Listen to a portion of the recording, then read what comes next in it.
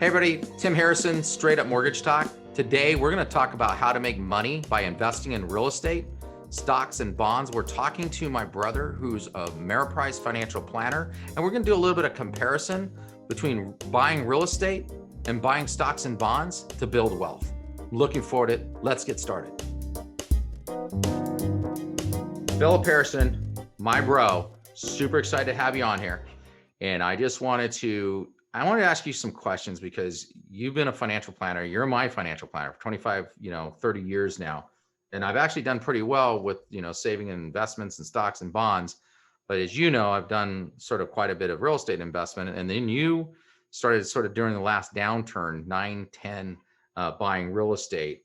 And one of the questions I have is with real estate investments as compared to financial investments, stocks, bonds, the kinds of things you normally handle, what do you see as sort of the reward, the difference in liquidity and risk, financial products versus real estate?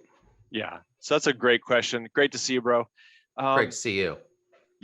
There's it's nice to have diversification, right? And so in all investments, every single investment has a pro and a con. And so I like diversification because, it's known as the only free lunch in investing.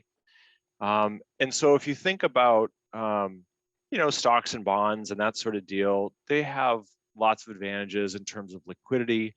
You can sell your stocks any day and, spend the money.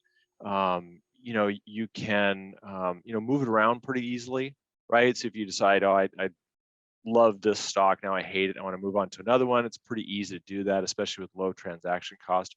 So if with your specialty with real estate, the beauty about real estate as an investment, in my opinion, is leverage. Because that you can't get, at least I don't suggest people do leverage on stocks, though you can, people will margin stocks. But for real estate, it's so compelling because you can put 20% down on a $500,000 property. And so that 20% down is $100,000 that you've put down. But what you control is a $500,000 asset. So if that $500,000 asset goes up 10%, you've effectively doubled your money, right? Because you only put 100,000 in, it's gone up by 100,000. That's exciting stuff. It also has some advantages. Real estate, might go up as a real asset compared to other investments. As they're struggling, you can have real estate do well. And I specialize in retirement transition planning for a lot of clients. And I like real estate as part of the income streams in retirement to go along with Social Security, pension, money from an investment portfolio. So, the timing aspect is really important with real estate, but in general, it's a fantastic investment. And the drag is liquidity, right? It's not like a stock or bond that you can sell any day. You really have to be thoughtful about that. Right. So for example, just summarize office, the two L's. Leverage is the big plus. You put 100,000 in and have 500,000 in the market. You can't really do that in stocks. So your return is based on the larger money. And of course, on an investment property, somebody else is paying your loan off, right? So that's the leverage, which is great, right? But then you have the liquidity, the other L, which is the bad part of that, which is it's fairly expensive as compared to going and selling a stock or something. You're going to probably pay 5 to 6% to sell that real estate investment. So it really has to be that longer term investment, something that, and of course the markets can fluctuate just like stocks and bonds. So the two L's, leverage is awesome, right? But liquidity is not good. And that's the main thing that you're going to have to remember with real estate investments. So awesome. So you bought some personal properties I talked about as far as investment properties, right? And we won't even talk about how well you did on your primary residence, but you bought some investment properties kind of down the downturn, like you said, timing 9, 10, 11. How have those worked out for you? I mean, because I know you're a real analytical guy. And when I talk about how it worked out, like, what are some of the surprises come to mind? Like returns, dealing with renters, how much money you made based on the leverage, all the sort of full scope of, you never had done this before. What are some of those sort of surprises and things that sort of in retrospect, you kind of go, this is really big pros. And then here's kind of like the things that, what a pain, I got a call from a plumber, that I got a plumbing issue, that kind of stuff. Yeah. Real world So, from Philip Harrison. all right. So I would say that my timing was incredibly lucky. I mean, I just couldn't have been luckier in terms of when I bought them, and that they did Well, well wait, I'm going to time afterwards. you out right there, bro, because you weren't lucky. You were extremely strategic. And this is the one thing I learned in my finance class is that you invest when nobody else wants to invest. Everybody's talking about the stock market. It's time to maybe think about getting out. And when nobody wants to buy real estate, you bought real estate. So I'm gonna check you and give you a little bit more credit for being a little smarter than you're See, giving that's why I got yourself. the world's best big bro, right? Just Right? I mean, stepping come on in, now. just You pump were me up. strategic Oh on my your timing, goodness. brother. Like, that's why that's every success is because my big brother talked about ear, talked about how great I am. Thank you, bro. Yeah, You're welcome. so it was just really lucky in terms of that I was in a position to buy when real estate was so far down, and I was kind of through the Great Recession, which was tough for all of us, right? I mean, I was worried like everybody else through that period, but at the same time, I was trying to squirrel away money and build a war chest of cash for when it was time to buy. And so then I started to see, the market was perking up, or it felt like it was bottom in like 2012, 2013. And then there's a mad scramble to buy because everyone started, it's like they flipped a switch from, foreclosure heaven to now it's really time to buy. So I got really lucky with the timing, and they've done great. And what's also nice about real estate is eventually people move out or you raise the rents, and all of a sudden you have a fixed cost from a mortgage standpoint, but your rents go up, and so all of a sudden your income goes up, and that's kind of a fun process that was I didn't really think about in advance, but that's played out really well. Um, and there's certainly some more work involved, right? I mean, if no one calls me, if I own, let's say, Coca-Cola stock, right? No one calls me and says, "Hey, we got a problem with the bottling factory. There's Right? something wrong with the Coke formula, right?" No one's calling me. They're going to deal with that. So, but on a house, and I'll just make it very real. I had a guy last year die in one of my rentals, right? Sorry, So I'm so laughing. I'm a sick brother. right, and you know may you rest in peace. I mean, he was a great tenant, and so it was just like, holy crap. Okay, so I'm dealing with this, and the mom's calling me, and the roommates calling me because he shared the property with the guy, and he's like, yeah, so and so died. I'm like, wait, what?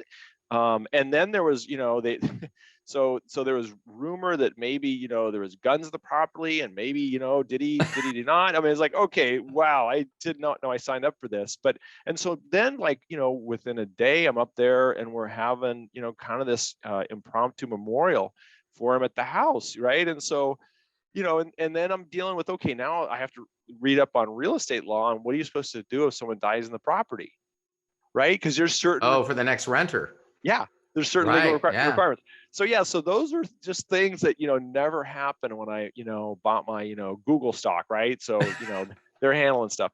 So anyway, so yeah, so that and then it's like, holy crap, the property needed a little bit of love because things had gone down worse than I expected, and I learned something there that you really do need to go look at the property every 6 months and walk in and talk with the people. And of course, this was pre-COVID, so I should have been doing that every 6 months, and I did it basically when I needed a new renter, right? And so, Right. yeah, Yeah. Like, so I'm going to tell you something I've learned as a little hot tip from Big Bro, right? okay, I have my air conditioning guy go on the property and change the filter twice a year. nice, And he reports to me like if maybe they're not taking great care of the property. So one, I keep my air yes, conditioning and heating stuff. I pay for it, but I make sure that stays longer and better maintained. And I get a little glimpse on like, hey, yeah, they're not like doing something on the yeah. property. There's So rat holes from the right. wall. Yeah. Yeah, Yeah. Yeah. I've Yeah. had that. That was surprising.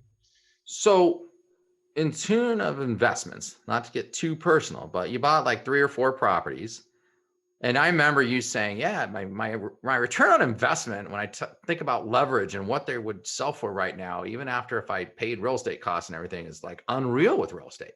And coming from a financial planner, that's why I wanted to have you on here, is that, yeah, it's a lot to manage. Yeah, you're, maybe going to go to a memorial you didn't expect, or deal with stuff. And it's not for the faint of heart, right? So we know that.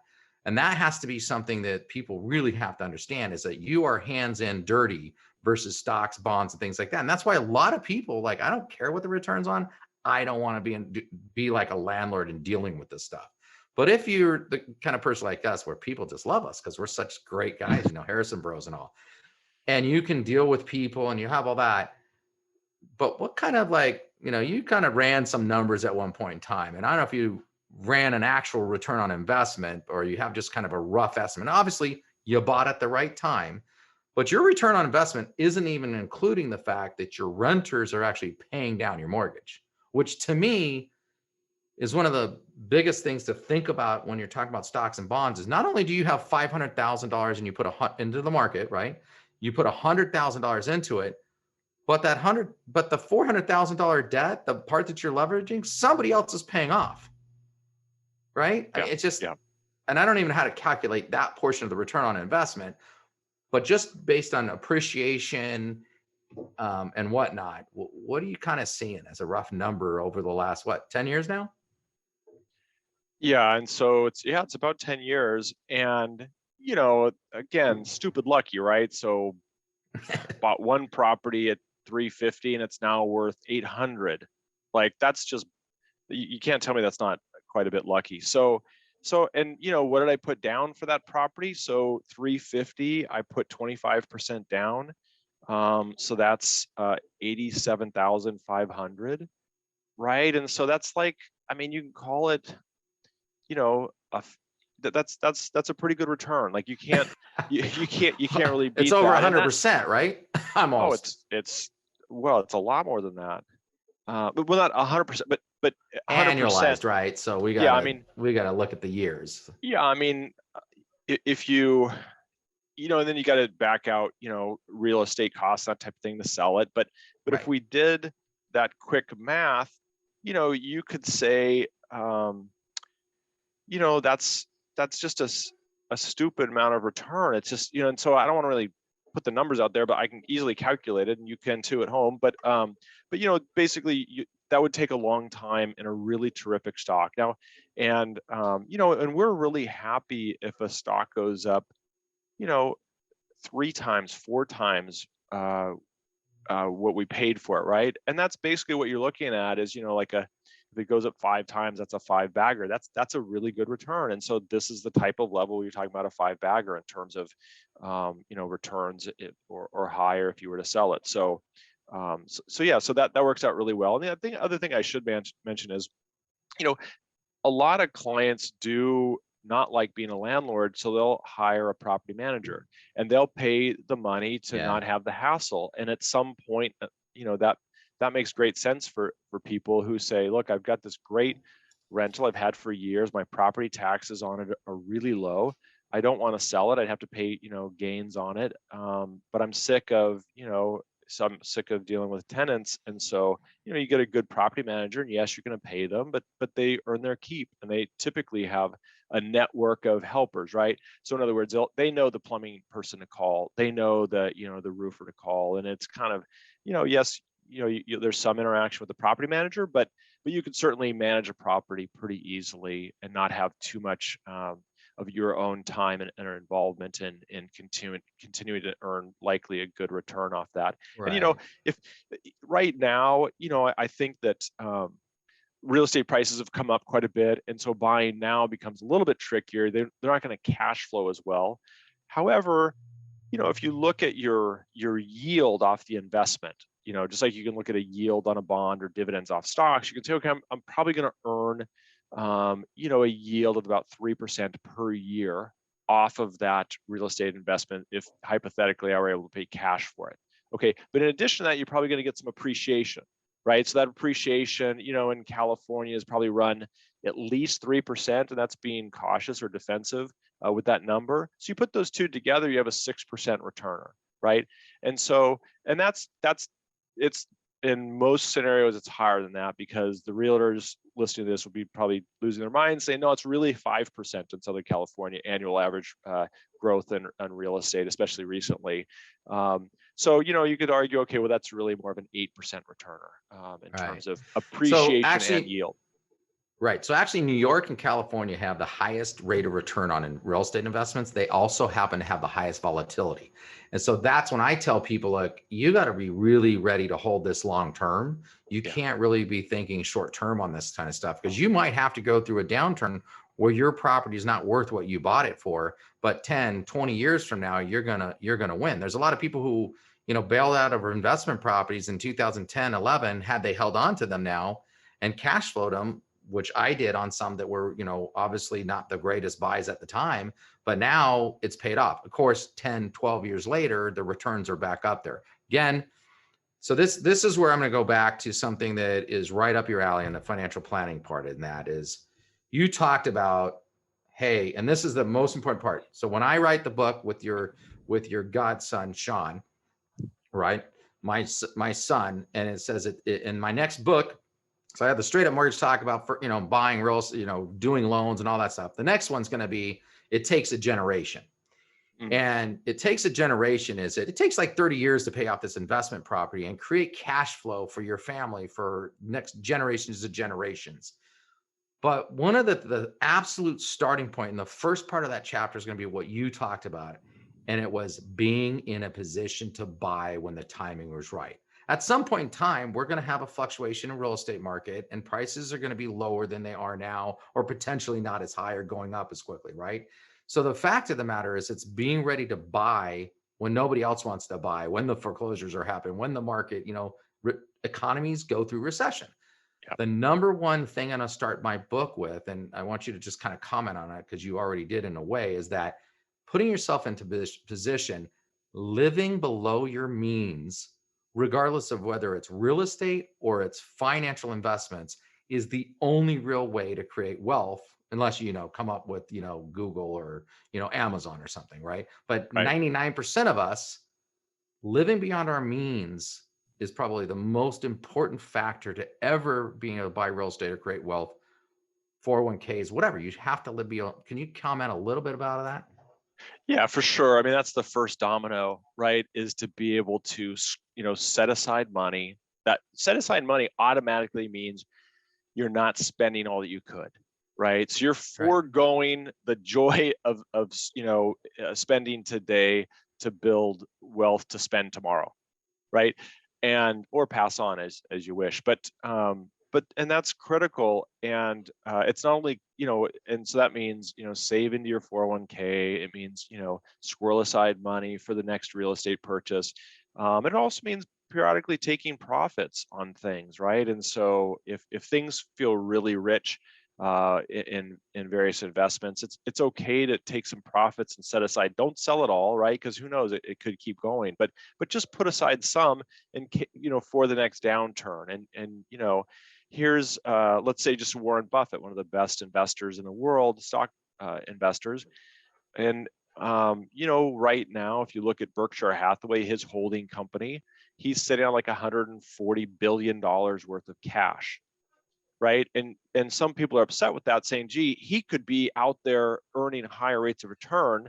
But Warren says, absolutely. However, I want to have dry powder when things come down. That so he's invested at 80% of his money is invested, 20% is set aside for the next downturn. So that's the two components. They're kind of separate in ways. One is, spend less than you make so you can save. And the second is, in the investment area specifically, it's okay to hold some cash periodically and wait for the next downturn to benefit from. Hey, so this is the guy that, flies coach. I don't believe in his philosophy 100%. Drives cars. I do believe in driving cars for 10 and plus years, because that $500 a month that could be going to a payment can go to my retirement account. You're my financial planner. That's how I do things, right? Right. That's all good, right? But it's about, he purposely spends less, lives well below his means so that he can save. And that is just such a key deal, right? Just knowing like, hey, so I got last question for the financial planner, because I'm hoping to get some young people, like the young people start buying now. Right. All right, let's address it, man. Reddit. Why aren't we all buying Bitcoin and GameStop? Because people at the younger age think getting rich is like something that can happen fast. And from somebody who's built some wealth, both you and I have done that over the years. I don't think it happens fast. And you deal with a lot of wealthy clients. So I'm going to plug you. But right now, you sort of take on people who are basically have $1 million or more to invest. And then your team handles below that, which we'll get to at the end. But you've got a lot of people who have created wealth over time. What percentage of those people, so you can address the GameStop and all that, and what percentage of these wealthy people where you see like it happened overnight, like it was a fast thing? Yeah, so I think the only time that's really happened is, when they had stock options, in a company that just went crazy, right? So locally in San Diego, that's Qualcomm.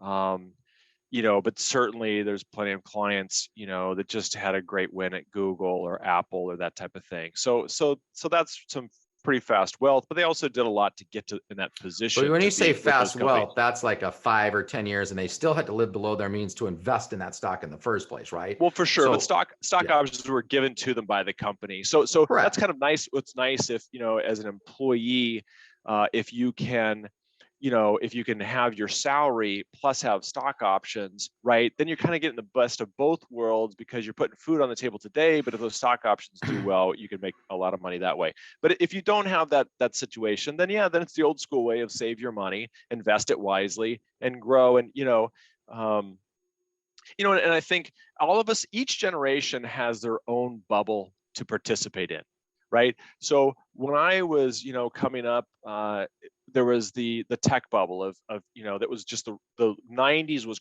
crazy, where companies pets.com was had this massive valuation but zero earnings, and they weren't really sure how to make money yet. And so you had this tech bubble where it was just crazy, and that it went, from 95 till, March of 2000, where the tech area just went crazy, and it's all people talk about. I remember the time people were selling anything that wasn't tech to go into tech, and just at the wrong times, of course. But how can you help it? It was just so crazy. And what happened after that, when the tech bubble popped? So March of 2000, the tech bubble pops. The NASDAQ 100, which is just chock full of tech companies, fell 85% from the very peak to the very bottom. And so that generation, including some of us who thought, wow, this is really easy.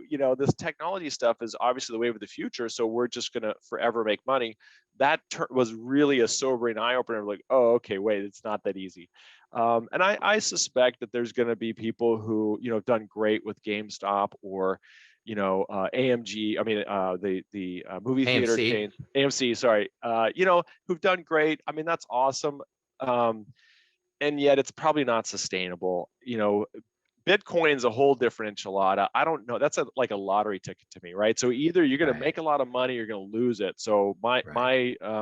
my thing on Bitcoin is only invest what you're willing to lose, but it may turn out to be great. So I don't, that's Right. like an open question. But I guess at the end of the day, it's it does take time typically to build substantial wealth, and it's like I think about my clients who have built substantial portfolios. Even then, you have the savers and the spenders. So I'll give you an example. I read these articles. They say, hey, you need $5 million before you even think about retiring, right?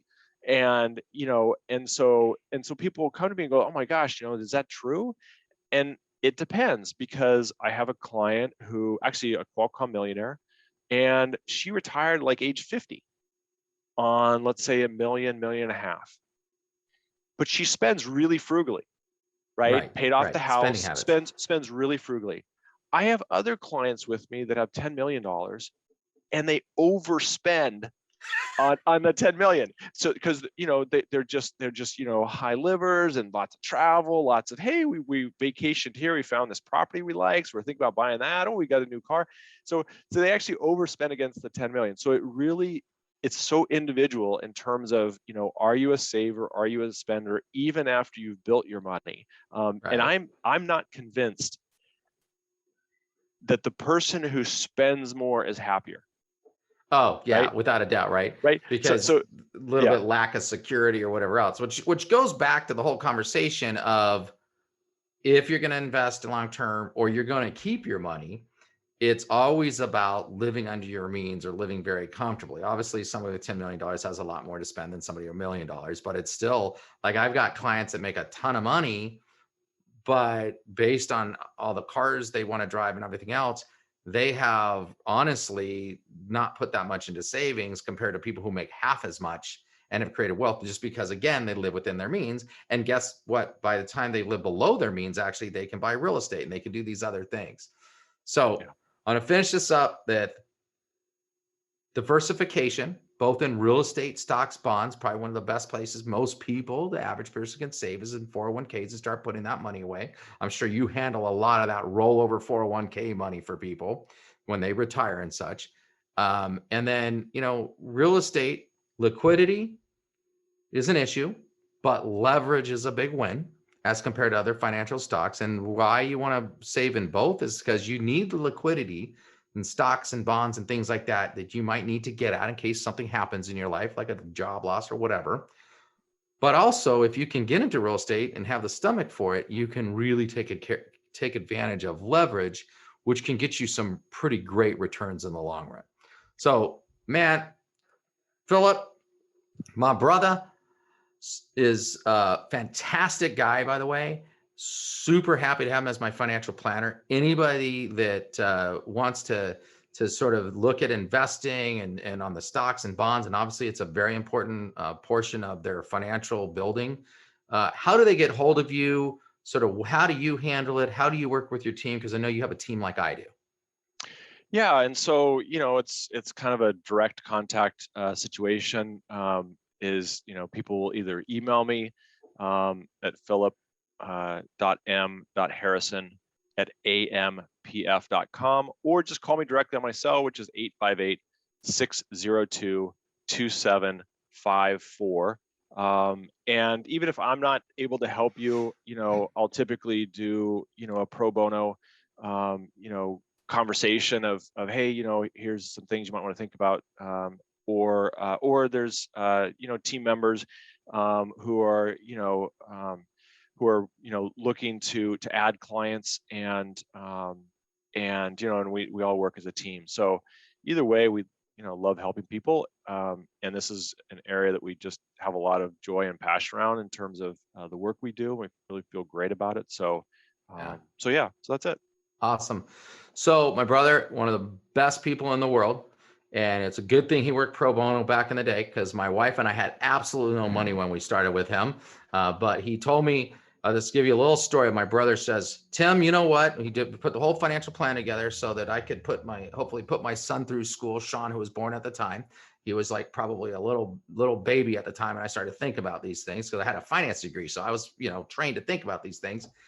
And my brother came back to me after doing my financial plan. We put all the paperwork together, and for an ADD, so for a kid like me, most of took him like a month for me to ever get my stuff together. And he came back to me and goes, yeah, you know what, Tim? The good news is you've actually been a pretty decent saver as long as it comes out of your check into a 401k before you get it.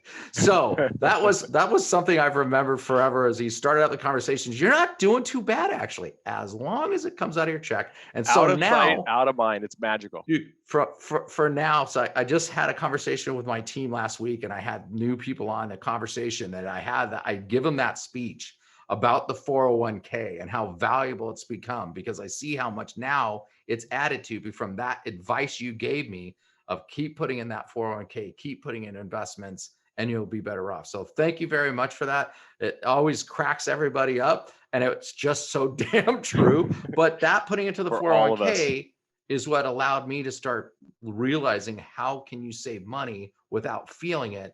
Live below your means, start putting it out of your sight, and don't have to have everything right now. Like you said, I don't think it makes people happier. So Amen. awesome. Appreciate your time, bro. It was nice to visit you since we haven't been able to hug for like 12 months now.